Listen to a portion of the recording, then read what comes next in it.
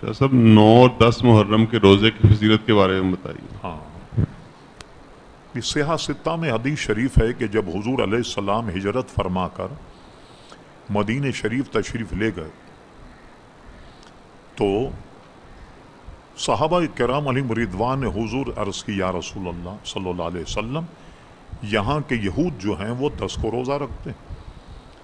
وہ کیوں روزہ رکھتے ہیں؟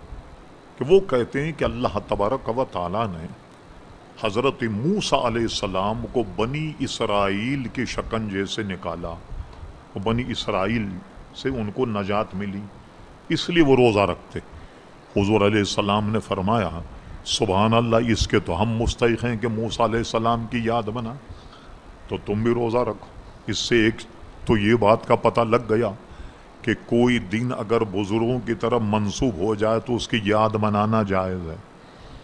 سمجھ گیا؟ جیسے میلاد النبی ہے.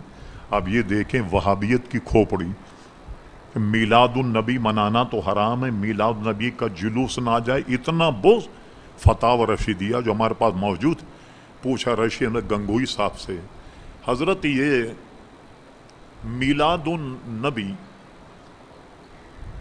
اور دوسرا ذکر ہے امام حسین کی شہادت، روایات صحیح کے مطابق اس کو پڑھا جائے اور اس میں کچھ کیا جائے، نکتی دانے وغیرہ جو تقسیم کیے جائیں، شیرنی وغیرہ، وہ کیا ہے؟ فرما حرام ہے، اس کو نہیں کھانا چاہیے.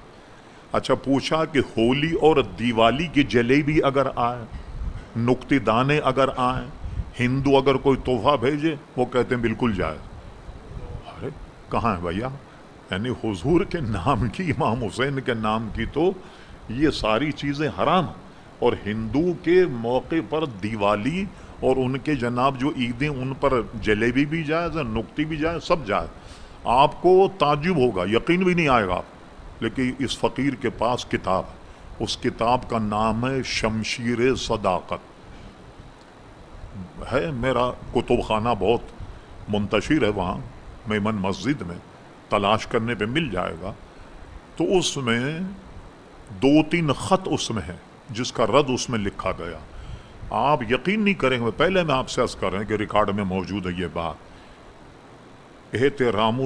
احتشام الحق تھانوی ایک ان کے پرانے مولوی رہتے تھے کھارا در میں. کھارا در میں ایک لال مسجد ہے، آپ نے بھی دیکھی ہوگی لال مسجد. اس کے پیچھے ایک حکیم صاحب تھے، حکیم صاحب کا نام تھا عبدالجبار. وہ دیوبندیوں کے بہت بڑے عالم بھی تھے اور کیا کہتے ہیں، اور حکیم بھی تھے، حکمت کرتے تھے، پڑھاتے وغیرہ تھے. ان کا نام عبدالجبار تھا. اور بھی 1-2 مفتیوں کے دستخط ہیں. تو انہوں نے باضابطہ یہ فتویٰ دیا کہ محرم کا شربت جو ہے گدھے کے پیشاب سے بھی زیادہ حرام. کیا بولی بول رہے ہیں آپ؟ یعنی محرم کا شربت گدھے کے پیشاب سے زیادہ جو ہے وہ خبیث ہے. یہ کیا ہے؟ اور ہولی دیوالی کی نکتیاں جائز، ہولی دیوالی کی شیرنی جائز. اس سے آپ اندازہ لگا لیجیے تو ان کا مشرب اور مسلک کیا ہے. اچھا بنیادی کیا مسئلہ ہے انہوں نے پوچھا تھا، وہ دیکھیے جی، روزے. ٹھیک ہے نا؟ اس سے پتہ لگا کہ دن منانا جائز. اس پر ہم موسیٰ علیہ السلام کو منانے کے مستحق.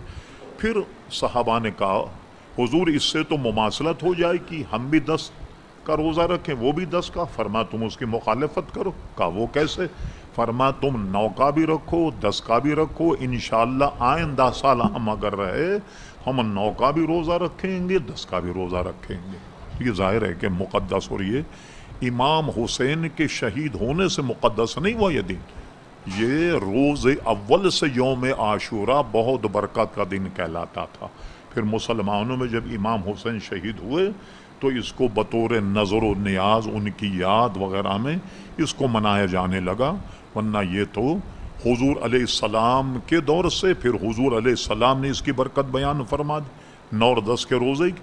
تو اس لیے اس کی اور برکت جو ہے وہ ظاہر ہوئی. امام حسین جب شہید ہوئے تو مسلمان یہ رواج بھی ہو گیا کہ چلیے اس میں محرم میں شربت بنایا جائے اور فاتحہ کی جائے یا شہادت کا تذکرہ کیا جائے. یہ اس کی شریعت ہے.